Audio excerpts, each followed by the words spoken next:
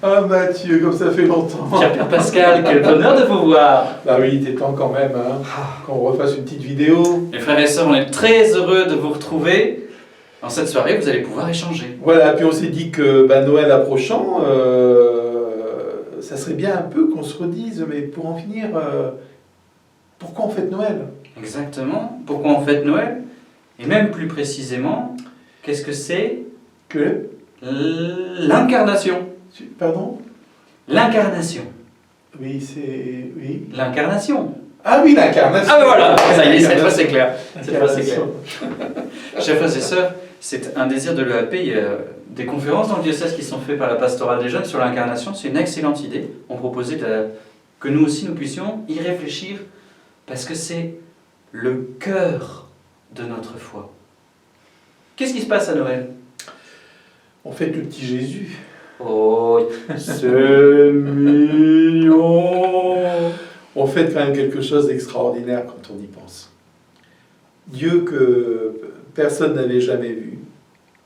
Dieu que souvent on présentait dans l'Écriture comme quelqu'un de puissant, comme d'écrasant même. Voilà qu'à Noël, il se révèle à nous dans ce qu'il y a de plus fragile et de plus dépendant, un bébé.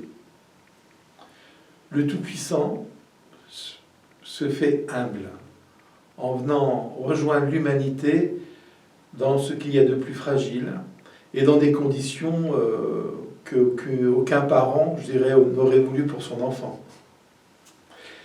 Et il nous dit quelque chose, tout cela nous dit quelque chose de l'humilité profonde de Dieu qui accepte de venir nous rejoindre dans tout ce qu'il y a de plus humble sur cette terre, quoi. Et il choisit aussi un tout petit milieu social. Joseph a à peine. Il choisit aussi une vierge, donc une femme seule dans une situation compliquée. Et il choisit d'être sur la route, dans la nuit, dans le froid, sans sécurité. Enfin, on a envie de dire, c'est la totale. Donc cette humilité de Dieu, elle est extraordinaire. Je crois qu'il nous dit à travers ça qu'il veut venir nous rejoindre dans tous ces aspects de notre vie qui nous paraissent parfois sans intérêt pour en finir. Et il vient nous dire qu'il n'y a aucun aspect de notre vie qui n'intéresse pas Dieu. Et cette humilité de Dieu, c'est de dire, j'aime bien cette image aussi de cette crèche qui, quand on regarde une crèche à l'église, oh, c'est tout beau, etc. Mais bon, une étable, c'est pas quand même ce qu'il y a de mieux. Et comme si Dieu voulait venir nous dire, tu vois, je veux venir te rejoindre là où tu n'as pas envie que j'aille. Je veux venir te rejoindre dans ta vie, là où, dans ce que il te paraît le plus sale pour en finir. Eh ben, c'est là que je veux venir te rejoindre, parce que c'est ça que je veux sauver en toi. Le Seigneur, en venant dans le monde, nous révèle, en fait, c'est cette incarnation, cette venue, donc Dieu, donc Jésus, il existait déjà, enfin, la deuxième personne de la Trinité, le Verbe de Dieu. La deuxième personne existe depuis toujours, il est éternel. Il s'incarne pour nous dire deux choses d'abord. Donc on vient de parler de l'humilité de Dieu. L'incarnation, c'est pour nous révéler qui est Dieu, son humilité, son amour. Il veut nous rejoindre, il nous révèle Dieu. Mais il révèle aussi l'homme à lui-même.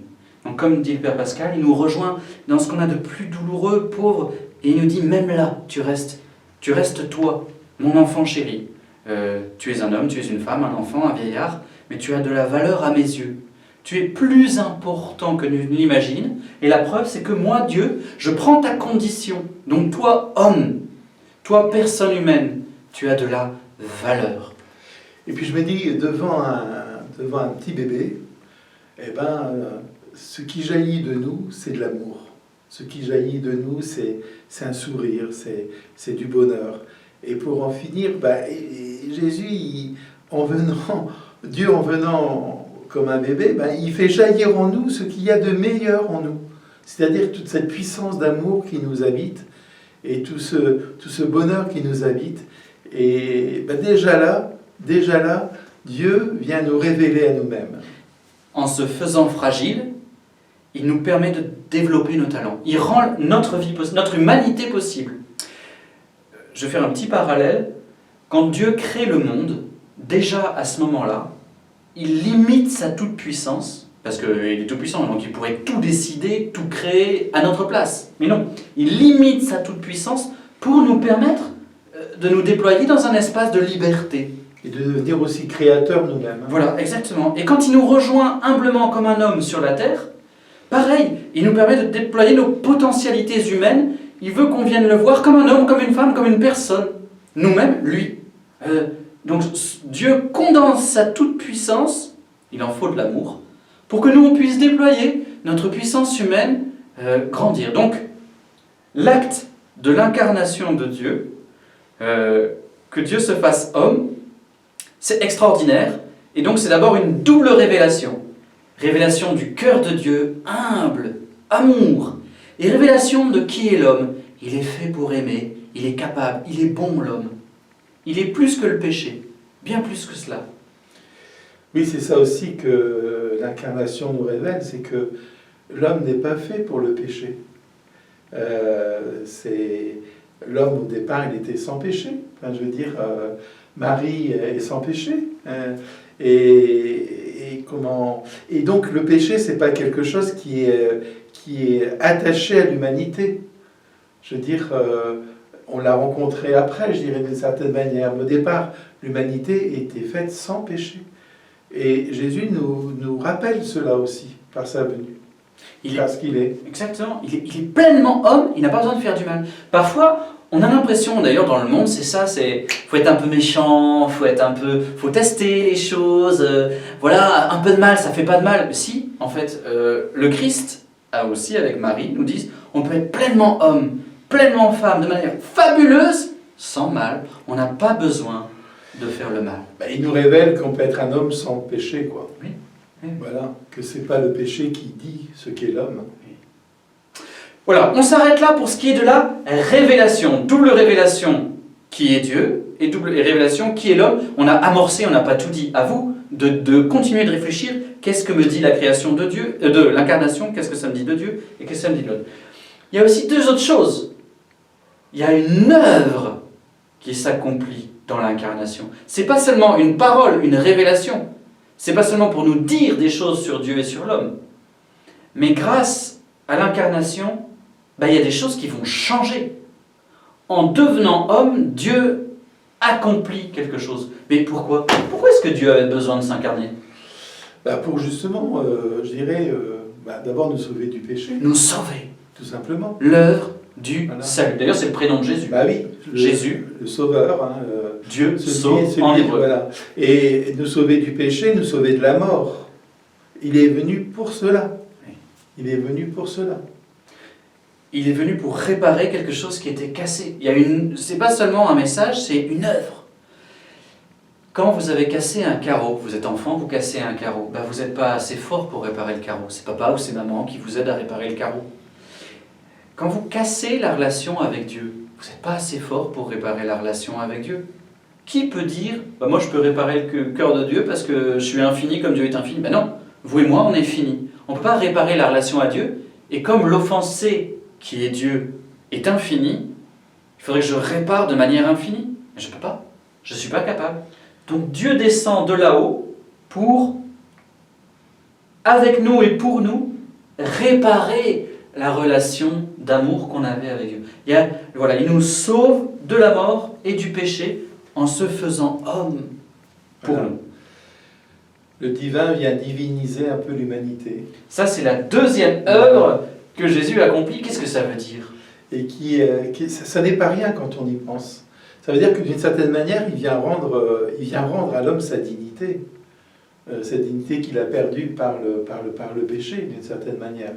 Et en s'incarnant, on vient de le dire, il sauve l'homme du péché et de la mort, et d'une certaine manière, il le délivre de cette image qui est complètement défigurée, pour lui rendre l'image originelle.